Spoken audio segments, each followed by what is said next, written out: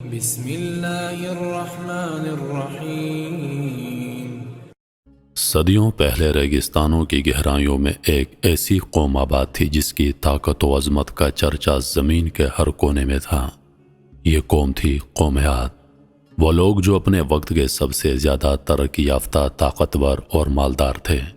اونچے اونچے محلات، دیوہیکل عمارتیں اور بے پناہ دولت پر فخر کرنے والی یہ قوم اپنے غرور میں اللہ کی زمین پر ظلم و فساد پھیلانے لگ گئی۔ لیکن اللہ نے ان کی ہدایت کے لیے ایک نبی کو بھیجا، حضرت ہود علیہ السلام۔ انہوں نے اپنی قوم کو اللہ کی طرف بلایا، ان کے دلوں کو نرم کرنے کی کوشش کی، لیکن قوم عاد اپنی طاقت کے نشے میں اندھی ہو چکی تھی۔ وہ نبی کی باتوں کو جھٹلاتے رہے اور اللہ کے عذاب کو ایک کہانی سمجھ کر ٹھکراتے رہے۔ یہ کہانی ہے ہود علیہ السلام کی بے مثال جدوجہد کی، ان کے صبر و استقامت کی اور قوم عاد کے انجام کی، جو عبرت کا نشان بن گئی۔ تو آئیے اس داستان کے پردے اٹھاتے ہیں اور جانتے ہیں کہ کس طرح ایک عظیم قوم نے اللہ کے پیغام کو ٹھکرا کر اپنا انجام خود لکھا۔ محترم ناظرین، آپ تمام دوستوں سے گزارش ہے کہ میرے نئے یوٹیوب چینل روہیل وائس 2.0 کو ضرور سبسکرائب کریں اور حق کی بات کو آگے پہنچانے میں میرا ساتھ دیں۔ شکریہ۔ حضرت ہود علیہ السلام عاد قبیلے سے ہیں۔ اس قبیلے کو عاد اولیٰ کہا گیا ہے اور عاد ثانیہ صالح علیہ السلام کی قوم کو کہا جاتا ہے، جو قوم سمود کے نام سے زیادہ مشہور ہے۔ حضرت نوح علیہ السلام کی اولاد میں سے ایک شخص کا نام عاد تھا، اس کی طرف منسوب ہونے والی قوم کو عاد کہا گیا ہے۔ عاد کا نسب یہ ہے: عاد بن ہوس بن ارم بن سام بن نوح علیہ السلام۔ حضرت ہود علیہ السلام کا نسب ہود بن عبداللہ بن رباح بن خلود بن عاد ہے۔ ہود علیہ السلام آپ کا لقب ہے، نام آبر یا آبر ہے۔ ایک قول کے مطابق آپ علیہ السلام کا نام ایبر ہے۔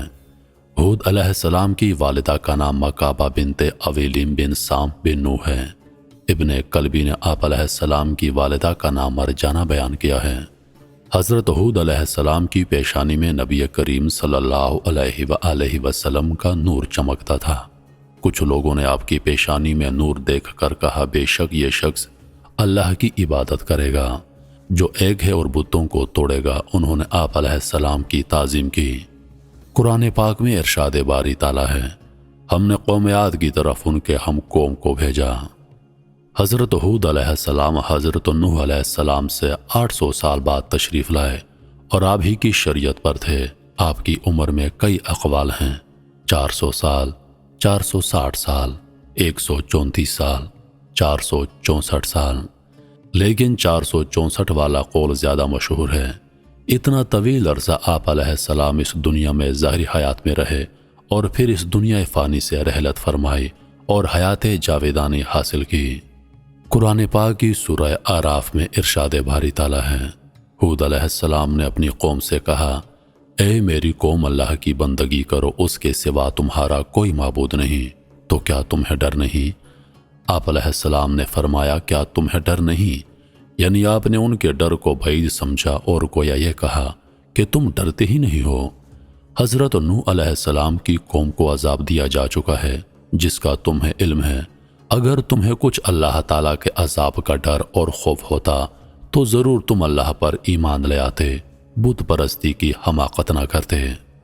حضرت ہود علیہ السلام کی قوم بت پرست تھی، خصوصاً ان کے 3 بڑے بت تھے جن کو وہ اپنے بڑے معبود سمجھتے تھے۔ ان بتوں کے نام صدا، سمود اور حبا تھے۔ حضرت ہود علیہ السلام کی قوم امان اور حضر موت کے درمیان پھیلی ہوئی تھی۔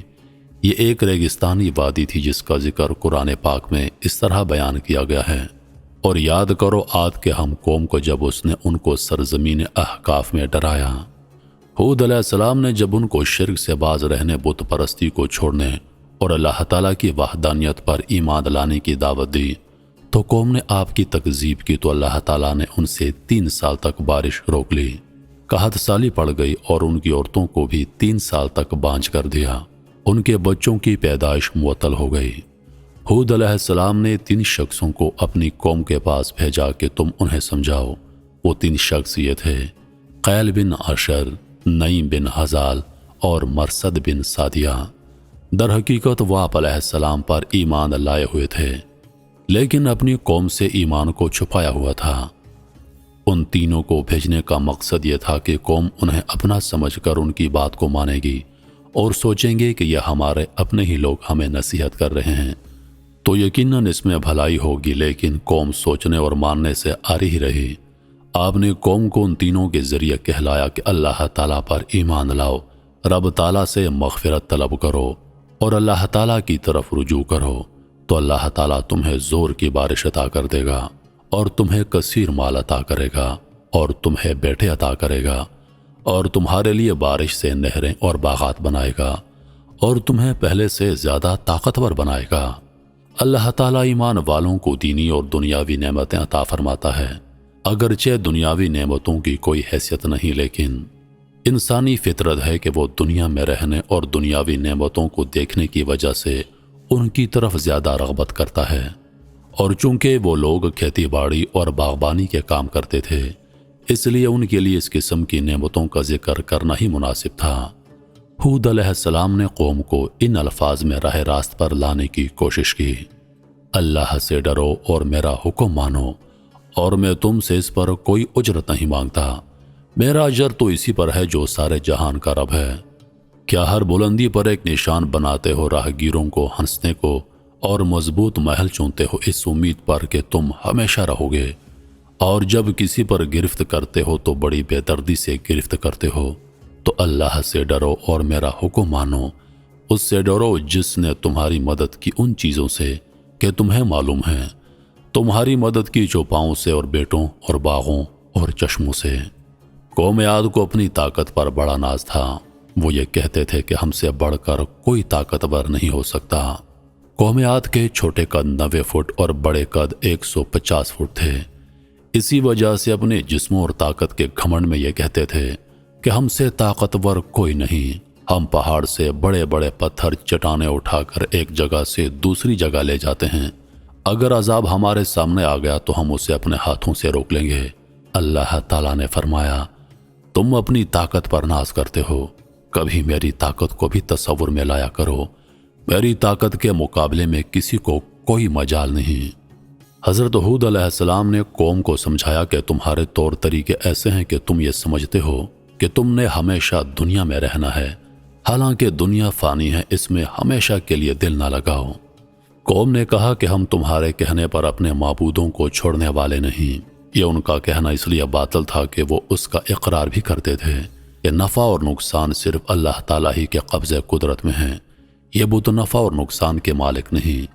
اس پر تو عقل کا تقاضا یہ تھا کہ وہ بت پرستی کو چھوڑ دیتے، ان کا بت پرستی کو نہ چھوڑنا عقل کے خلاف تھا، جو خود ہی ان کی حماقت کو واضح کر رہا تھا۔ حضرت ہود علیہ السلام کا یہ بڑا معجزہ ہے کہ ایک شخص بہت بڑی قوم کا مقابلہ کر رہا ہے، انہیں کہہ رہا ہے کہ تم تمام مل کر میری عداوت میں کوئی کسر باقی نہ چھوڑو، مجھے نقصان پہنچانے میں اپنی پوری کوشش کر لو، مجھے کوئی مہلت نہ دو، مجھے تمہارا کوئی خوف و خطرہ نہیں، مجھے تو اپنے رب پر پورا بھروسہ ہے، وہی میرا محافظ ہے، وہی مجھے بچانے والا ہے، ساری مخلوق اسی کے قبضے قدرت میں ہے، کسی کو ذات باری سے مقابلہ کرنے کی کوئی طاقت نہیں۔ جب ہود علیہ السلام نے اپنی قوم کو راہ راست پر لانے کی پوری کوشش صرف کر دی، لیکن قوم نے بتوں کی پوجا کو نہ چھوڑا، تو آپ علیہ السلام نے کہا، اے میری قوم، اب اللہ کے عذاب کا انتظار کرو۔ قرآن پاک میں ارشاد باری تعالیٰ ہے، پھر اگر تم منہ پھیرو تو میں تمہیں پہنچا چکا ہوں جو تمہاری طرف دے کر بھیجا گیا، اور میرا رب تمہاری جگہ اوروں کو لے آئے گا اور تم اس کا کچھ نہ بگاڑ سکو گے، بے شک میرا رب ہر شے پر نگہبان ہے۔ آپ علیہ السلام نے فرمایا، میں نے اللہ تعالیٰ کے پیغامات تم تک پہنچا دیے ہیں، تمہیں کامیابی کا راستہ بتا دیا ہے، لیکن تم نے اپنی ضد نہ چھوڑی، بت پرستی پر قائم رہے۔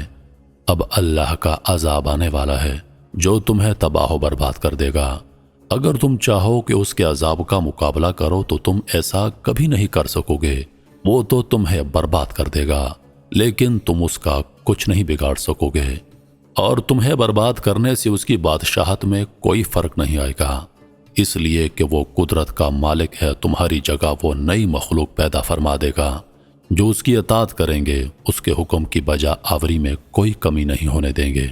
یعنی دنیا میں بھی تم پر شدید عذاب آئے گا اور آخرت میں بھی تم شدید عذاب میں گرفتار ہوگے، اس لیے کہ جس طرح رب کی نعمتوں کا شکریہ ادا کرنا نعمتوں کی زیادتی کا سبب بنتا ہے، اسی طرح اللہ کی نعمتوں کا کفران شدید عذاب کا ذریعہ ہے۔ رب تعالیٰ نے ارشاد فرمایا، اگر تم نے شکریہ ادا کیا تو میں تمہیں اور نعمتیں دوں گا، اور اگر ناشکری کرو تو میرا عذاب سخت ہے۔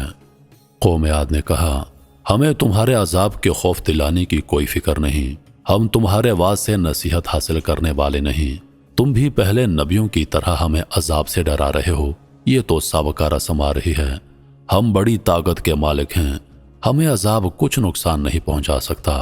ارشاد باری تعالیٰ ہے، پھر جب انہوں نے عذاب کو دیکھا بادل کی طرح آسمان کے کنارے پھیلا ہوا، ان کی وادیوں کی طرف آتا بولے، یہ بادل ہے کہ ہم پر برسے گا، بلکہ یہ وہ ہے جس کی تم جلدی کرتے تھے۔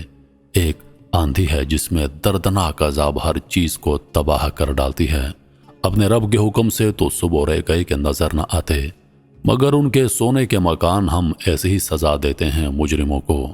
جیسا کہ پہلے ذکر کیا جا چکا ہے کہ قوم عاد پر ہود علیہ السلام کی تکذیب کی وجہ سے 3 سال تک بارش کو روک دیا گیا تھا، اس لیے جب قوم پر عذاب آنے کا وقت آ گیا تو اللہ نے سیاہ بادلوں کو چلایا جو ان کی وادیوں سے ظاہر ہوئے۔ عام طور پر ایسے بادلوں کو بارش برسانے والے کہا جاتا ہے۔ وہ لوگ وادیوں سے اٹھتے ہوئے بادلوں کو دیکھ کر بڑے خوش ہوئے کہ بارش برسانے والے بادل آ گئے ہیں، اب 3 سالہ قحط کا دور ختم ہونے والا ہے۔ حضرت ہود علیہ السلام نے ان کو بتایا، یہ تو وہی ہے جس کی تم جلدی کر رہے تھے، کیونکہ وہ قوم کہتی تھی بے شک عذاب لے آؤ۔ اس سے پہلی آیت مبارکہ میں اسی مضمون کا ذکر ہے۔ اور یاد کرو عاد کے ہم قوم ہود کو جب اس نے ان کو سرزمین احقاف میں ڈرایا، اور بے شک اس سے پہلے ڈر سنانے والے انبیاء کرام اور بھی گزر چکے تھے، اور اس کے بعد آئے کہ اللہ کے سوا کسی کی عبادت نہ کرو، بے شک مجھے تم پر ایک بڑے دن کے عذاب کا اندیشہ ہے۔ انہوں نے کہا، کیا تم اس لیے آئے کہ ہمیں ہمارے معبودوں سے پھیر دو تو ہم پر لاؤ جس کا ہمیں وعدہ دیتے ہو اگر تم سچے ہو۔ یعنی جب قوم نے مطالبہ کیا کہ تم جس عذاب کے متعلق ہمیں ڈراتے ہو بے شک وہ لے آؤ اگر تم اپنے دعوے میں سچے ہو، وہ کہتے تھے عذاب آئے گا ہی نہیں، اگر آ ہی گیا تو ہم اپنی طاقت سے اسے روک لیں گے۔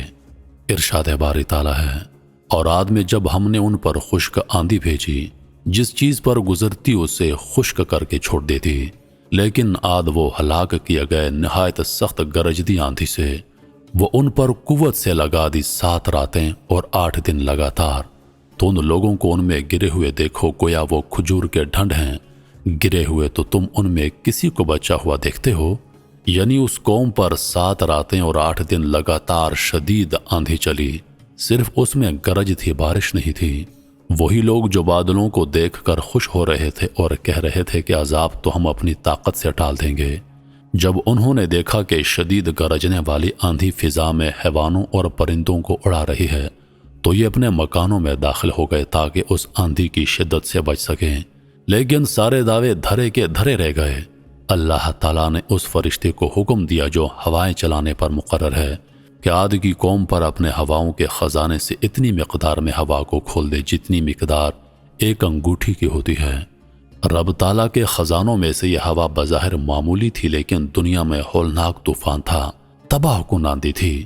سب سے پہلے ایک عورت نے دیکھا کہ ہوا میں مجھے آگ کے شعلے نظر آ رہے ہیں، اس ہوا نے ان کے مکانوں کے دروازے گرا دیے، وہ ان کی نتنوں میں داخل ہوئی اور ان کی دوبر سے نکل گئی۔ وہ ہوا انہیں گرا رہی تھی، ان کی گردنیں ٹوٹ رہی تھیں، کبھی انہیں زمین سے اٹھایا اور پھر نیچے پھینک دیا، ریت کے ٹیلوں میں دب جاتے۔ یہ سلسلہ 7 راتیں 8 دن مسلسل جاری رہا، کسی وقت بھی آندھی نہ رکی، وہ سب تباہ و برباد ہو گئے۔ بڑے بڑے قدوں والے اپنی طاقت پر ناز کرنے والے رب تعالیٰ کی گرفت میں جب آئے تو ایسے برباد ہو گئے کہ مرے ہوئے یوں نظر آ رہے تھے کہ یہ کھجوروں کے تنے گرے ہوئے ہیں۔ رب کی عظیم قدرت کا اندازہ کیجئے، جہاں کفار کو تباہ و برباد کر دیا وہاں ہود علیہ السلام اور ان کی قوم کی نجات دی۔ ہود علیہ السلام نے اپنی قوم کے ارد گرد خط کھینچ دیا، وہ شدید آندھی انہیں خوشگوار موسم بہار لگی، ہلکی ہلکی ٹھنڈی سہانی ہوا محسوس ہو رہی تھی۔ کفار گر کر تباہ ہو رہے تھے، ان کی گردنیں ٹوٹ رہی تھیں، ریت کے ٹیلوں میں دب رہے تھے، لیکن اللہ والے نبی پر ایمان لانے والے اسی آندھی سے لطف اندوز ہو رہے تھے۔ سبحان اللہ، مولا کائنات کی قدرت کا انسان کیسے اندازہ کر سکتا تھا؟ اس کی حکمتوں سے وہ خود ہی واقف ہے۔ رب نے ارشاد فرمایا، اور جب ہمارا حکم آیا ہم نے ہود علیہ السلام اور ان کے ساتھی کے مسلمانوں کو اپنی رحمت فرما کر بچا لیا اور انہیں سخت عذاب سے نجات دی، یعنی کفار کو دنیا میں بھی سخت عذاب میں مبتلا کیا اور قیامت میں بھی وہ شدید عذاب میں مبتلا ہوں گے۔ مومنوں کو اللہ تعالیٰ نے دنیا میں بھی محفوظ رکھا اور قیامت میں بھی محفوظ رکھے گا۔ نبی کی تکذیب، نبی کی گستاخی تباہ کن عذاب کو دعوت دینے کے مترادف ہے۔ اللہ تعالیٰ ایمان پر قائم و دائم رہنے کی توفیق عطا فرمائے اور انبیاء کرام کی شان میں گستاخی سے بچائے، آمین ثم آمین۔ محترم ناظرین، امید کرتا ہوں کہ ویڈیو آپ دوستوں کو پسند آئی ہوگی۔ سانسوں وفا کی تو اگلی بار ایک اور ویڈیو لے کر آپ کی خدمت میں حاضر ہوں گا۔ تب تک کے لیے خدا حافظ۔ اللہ پاک آپ سب کا حافظ و نگہبان۔